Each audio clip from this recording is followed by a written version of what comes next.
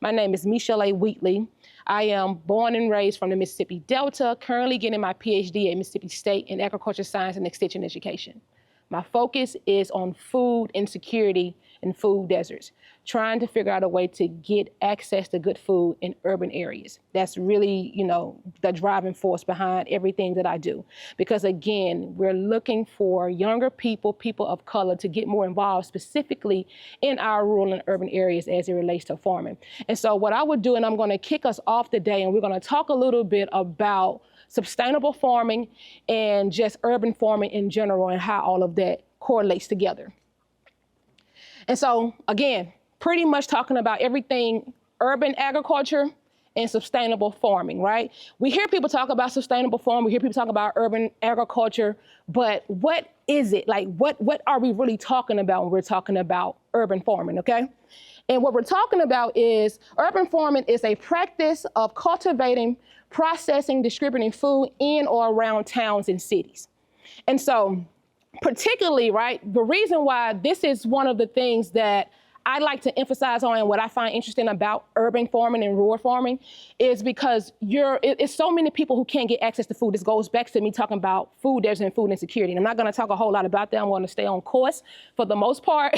But it's hard to not talk about urban agriculture and not talk about the reason why it's important and why we need it in our areas and within our people. And one of those reasons is because we need to be able to access good food to sustain the way that we live in our health.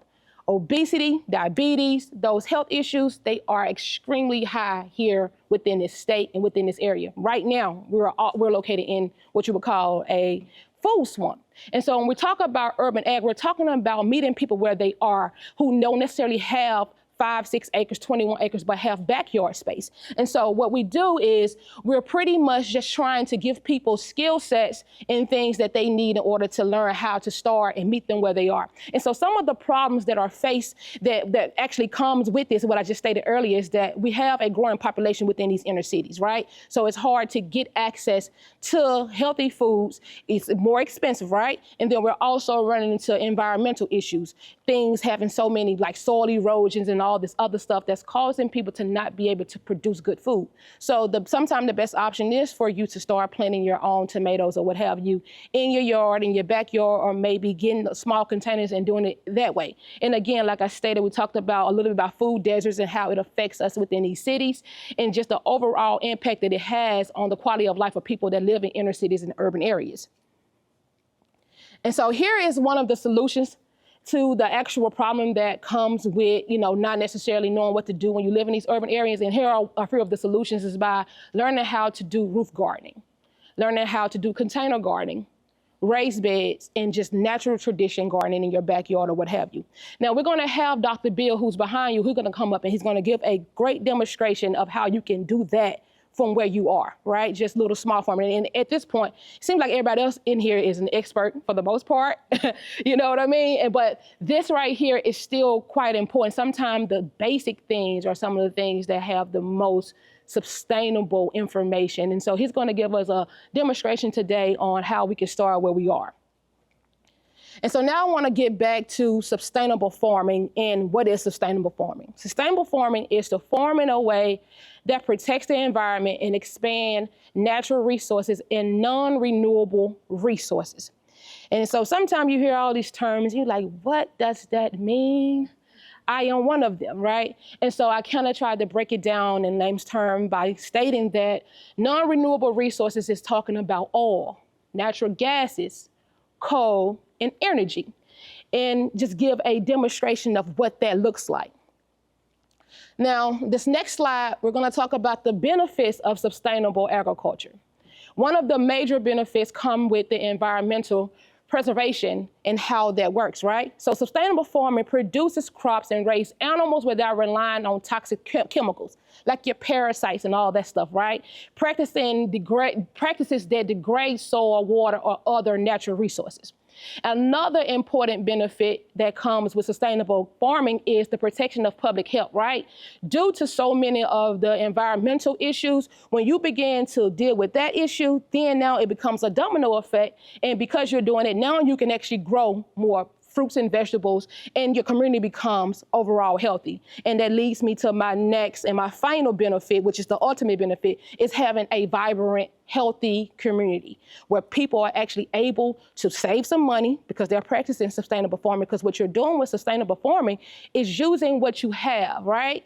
And utilizing it in a way to create ways to save money and make sure everybody is healthy and ultimately happy. And so here goes some techniques here on sustainable farming, right? Integrate pest control, pest management, IPM. IPM is a broad-based approach that integrates sustainable practices for economic control of pests, a practice used to keep pesticides to a level that reduces or minimizes the risks of human health and environment. Another technique is crop rotation. I got a great illustration of what that looks like. I was kind of proud of that illustration, you guys. But it is sustainable practice of growing series of different types of crops in the same area. That's something that we practice intensely at Footprint Farms. So we have high tunnels. It's a 68-acre farm, and we have over 10 high tunnels, right? Close like about 10 high tunnels. And every year, or every so often, we are growing different stuff within each tunnel. So one few months, we may be growing Swiss chard. We're not gonna go back and grow Swiss chard in that same soil. We may use that to grow now onions, or may grow a callaloo, Jamaican callaloo, things of that nature. That is crop rotation and actually nourishing the soil and giving it the minerals that come from each plant that you're using while you do that. And so that saves money. That also just helps us to keep the environment clean and healthy. Here are more techniques. I'm sure everybody has heard about the impact of organic fertilizer, which is basically the waste from animals matter or veggie matters. The use of organic fertilizer is sustainable in garden and farming it's quickly gaining popularity. In addition to that, and finally, one of the techniques is conservation tillage, right? And conservation tillage is any method of soil conservation that levels the previous year crop residue on fields before and after planting the next crop. Basically, this helps reduce soil erosion and improve soil health. This again just piggybacks in more detail of crop rotation and just why all of that stuff is important.